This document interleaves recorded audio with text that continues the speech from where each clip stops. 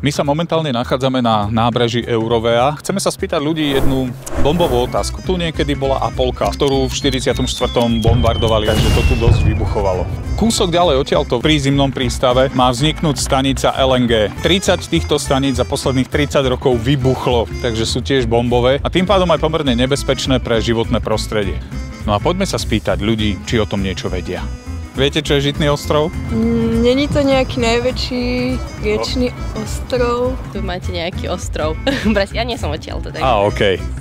Je to ostrov, ktorý je najväčšou zásobárňou pitnej vody v strednej Európe. Viete, čo znamená skrátka LNG? LNG.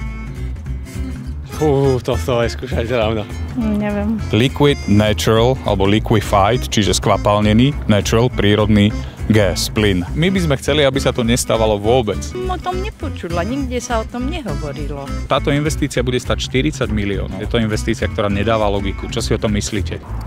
No to sú ako splachnuté peniaze dole vodou. Hej, tak to by mi nedávalo zmysel. Viete si predstaviť, že by tu teraz niečo vybuchlo? Absolútne nie. Ako vnímate hrozbu LNG terminálu? Naozaj to môže narušiť rovnováhu Žitného ostrova. Tak ako to vnímate vy? Ako vidíte, nie je to žiadna sláva. Teda skôr bieda.